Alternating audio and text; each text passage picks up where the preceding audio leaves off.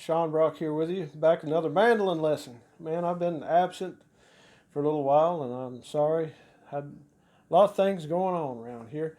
Anyway, if you haven't subscribed, please do so. If you know someone who is interested in mandolin and guitar lessons, mostly in the bluegrass style, but not always, please tell them about what we've got going here. Everything's free. I do this because a lot of people took the time to show me things and teach me things when I was young, and I just feel that I owe it to the community. So I may not be the best ever was, but what I know, I'll teach you, and if you don't learn something from it, you might learn what not to do, which is just as important in the long run. Anyway, hit that button, subscribe, like, all that jazz. Anyway, we had a request for this one, do a lesson on the Big Mon. Yes, sir, that's right. I got to do my Bill Monroe imitations there. You know it. That ain't no part of nothing there, boy. That's not the way you play it. Anyway, don't be intimidated by this song. If you know an A scale on the mandolin and you know a G scale, even if you don't know both of them, you've got these notes basically.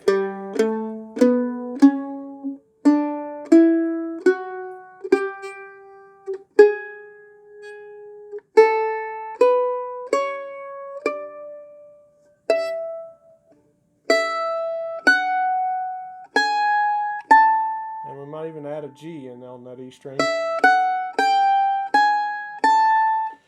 So if we combine the two scales together, that's what we've got. Basically, the highest fret that we have to play, and we don't even have to play that, but the 7th fret on that E string and the 7th fret on the D string. But basically, most of the tune that you're going to play is found in frets 2 through 5. So we kind of keep our home base here with our index finger, and I'm going to play the first part of it and we're going to break it down, okay?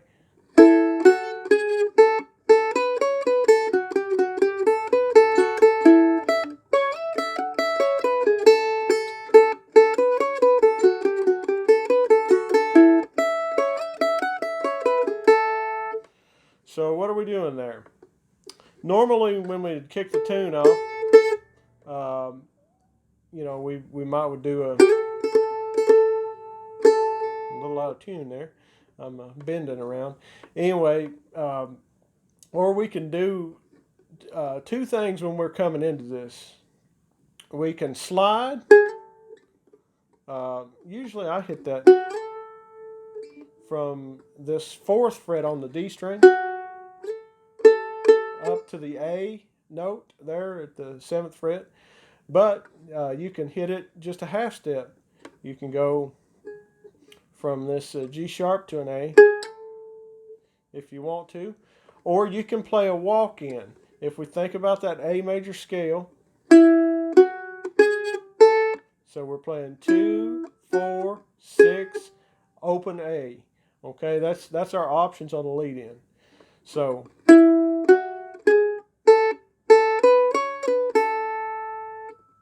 and what do we do there? We got the 2, 4, 6, open A, and we're going to mute that. Something that really will help your mandolin playing is making sure that you are comfortable muting. I know that when we first get started, especially making like a G chord, that shape is kind of hard on the wrist, and we end up muting a lot. Our fingers relax, and we get unintentional muting. Well, now we've got past all of that in our learning, and we want to get into intentional muting. So I'm just whatever finger, first, second, whatever you're comfortable with. 2 open A's. And we're just walking on an A scale there. A, A, and then we've got, so 2, 4, 2, open. We put all that together, okay? I'll call out the the fret numbers. 2, 4, 6, open, open, 2, 4, 2, open, all together. Got that? And the phrasing is so important. If we just sustain everything, and sustaining some of those at times is good, but we're getting dotted notes here in that. You know, we're getting dotted notes, a little bit of oomph in there. So that's the first phrase. And notice, like I said, home bass right here, that index finger. So we'll move to the second phrase of the tune, and let's combine those to hear them.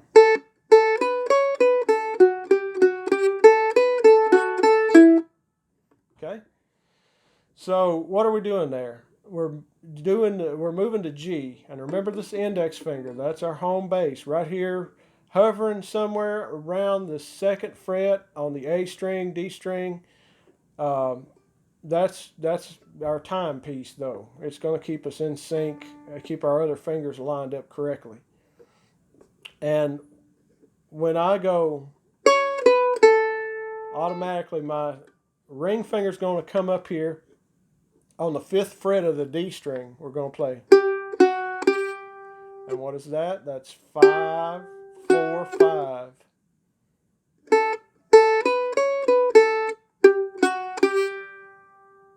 And then open A,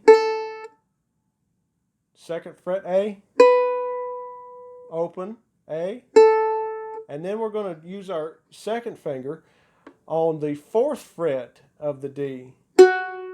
Open A again, and back to that first finger on our home bass of the 2nd fret of the D. So 5, 4, 5, open, 2, open, 4, open, 2.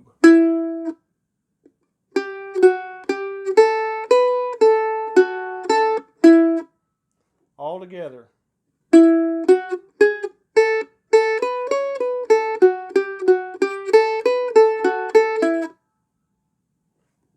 Right there, okay? And the next lick is a tag lick.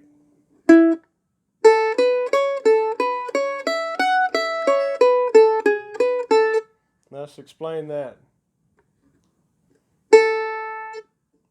Let me get at it here again.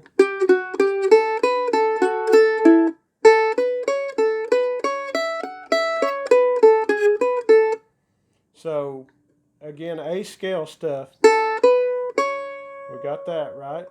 Open, 2, 4. Then we move into the E string. And that's just open, 2, open.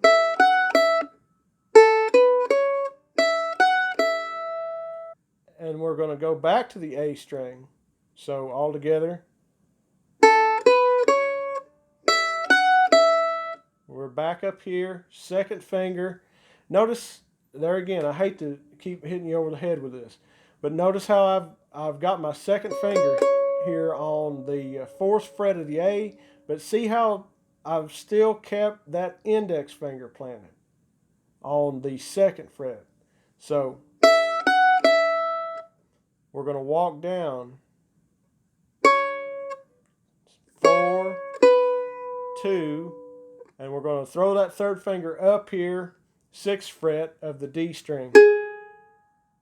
We're kind of in an E position. So 6, 2, because I left my index finger right there, open. So all together.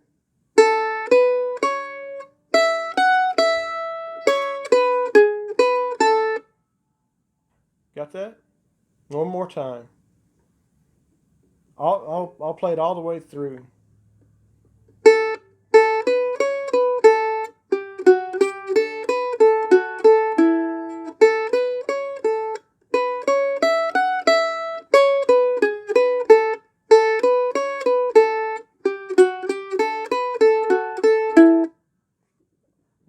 go. The only difference in this, we're in the second half of the phrase, where it's going to go to our E chord again, and we'd use a different tag lick.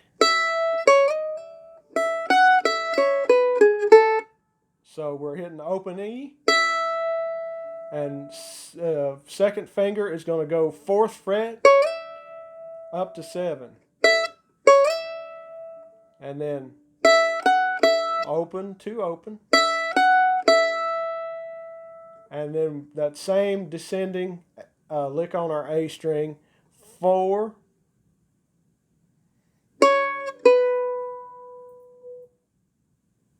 and we've got basically the same thing, 6, open.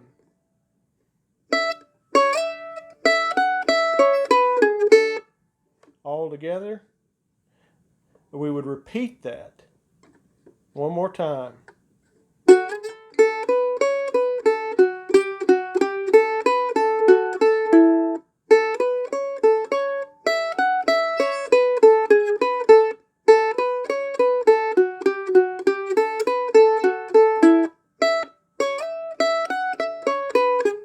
One more.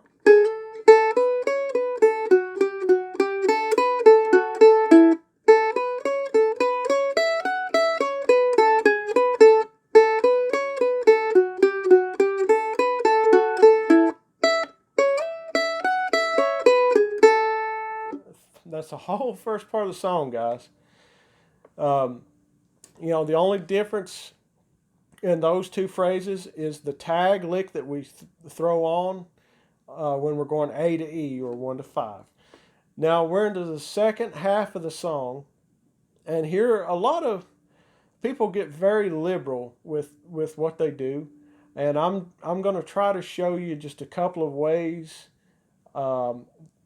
hopefully something close to what I played before, being a little more complex, but I'll try to show you a couple of ways to do this on the second half.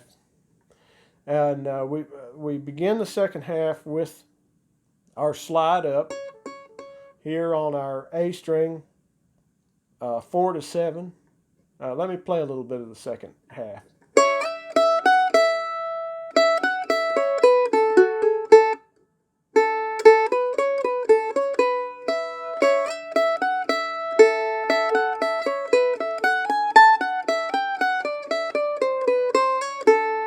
That's one way we can play it.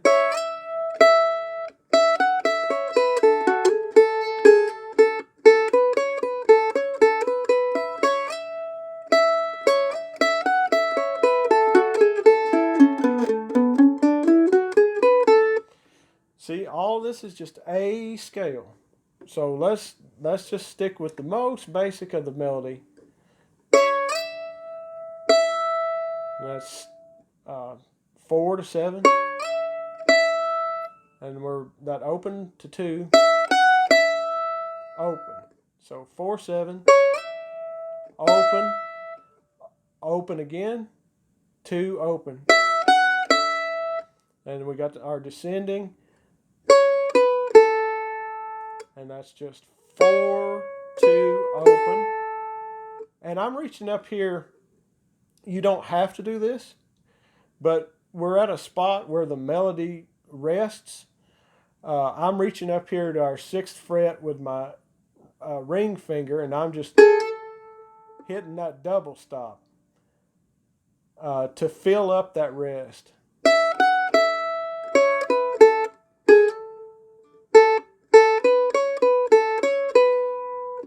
So what are we doing there? We're going 6 to 7. And then striking that open A string. Just that same old descending thing. 4, 2, open, 4, 2. And that's when we hit that 2nd fret there, we're in our E chord. So, and then we're gonna repeat mostly.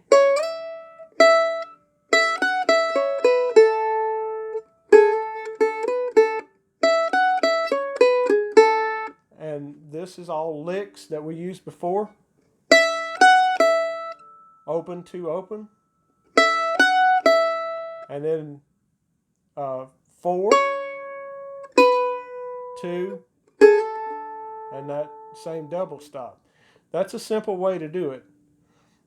And that takes us through the first half of the second section. So we would replay the phrase.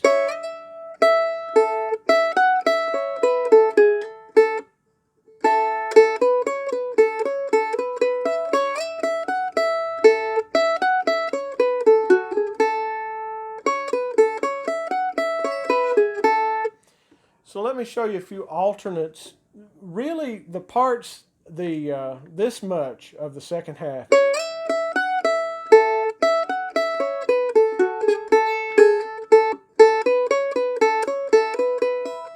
That much is pretty well the melody. There's no fat on it. That's all melody.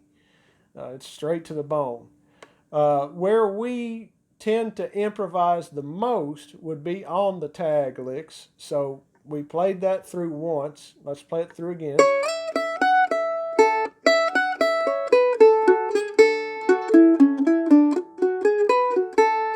There's all kinds of things, anything from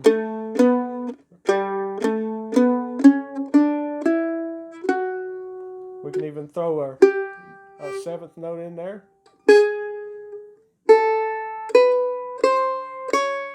Anything chromatically from the first fret to the from the 2nd fret,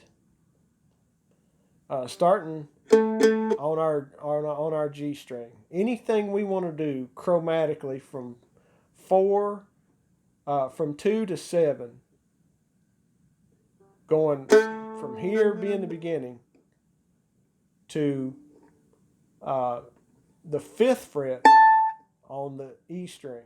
Anything we want to do, we can do as a tag lick.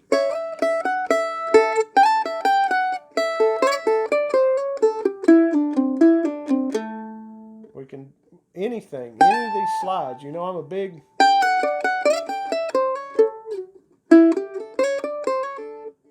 And let's learn that one. It's the same lick that we've learned before. Open 1, 2, or open 2, 3, 5, 3, 2, open, and I'm doing a slide 2 to 3 on the, or 3 to 4 on the A.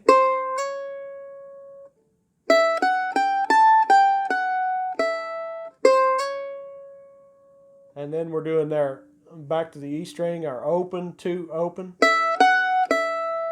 And we're doing the same on the A string like we've done before. 2, 4, 2, and then we're moving down. 6, 2, open. We can do that. Something that I use a lot in the second half is hammer-ons.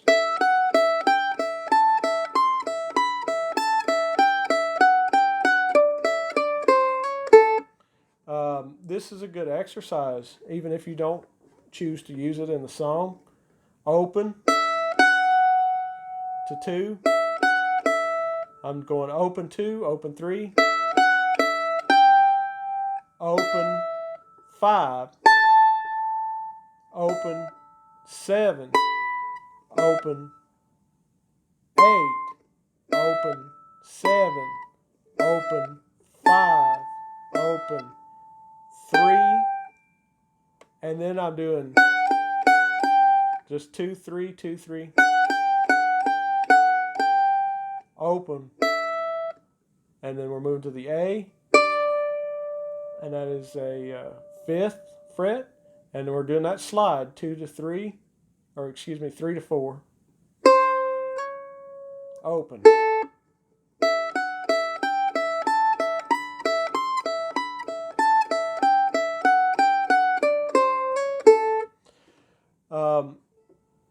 just a lot of possibilities here. The speed on the tune, I played it about as fast as it should be played, minimally. When you get out in a jam, you want to be able to play it. The goal is to be able to play it that fast or faster. You can find a backing track for this at BB Bluegrass BBT backing tracks. I can't talk. They ought to put me in some sort of electoral position or something. The BBT backing tracks on YouTube. The one I used was Big Mon Fast. There's also a 100 beats per minute version, which is a little slower. You don't have to get this up to speed right away by any means, but don't be intimidated by it. Remember a few of your rules. Keep that second fret kind of as home base with your index finger for a lot of the tune and a lot of the first part of the tune, and it'll help you build up speed, and it'll help you with comfort of knowing where you are and not staring at your fingers and getting lost or tripping over yourself. Sometimes I notice that some students tend to get their fingers kind of tied up when they let that first finger just kind of hang out, just kind of like my pinky is right now, or like it is right now. But we don't have the same liberties with our index finger of just allowing it to stay motionless. It serves as a balance point for our hand, and it gives us power, and it keeps us in place. So just try to remember that. And let me know, guys, if you have any questions. This lesson was a request. If there are other lessons that you would like to see, songs you'd like to learn, let me know. I'll be glad to do my best to help you, and I hope you guys are staying safe, and I'll talk with you soon. Take care.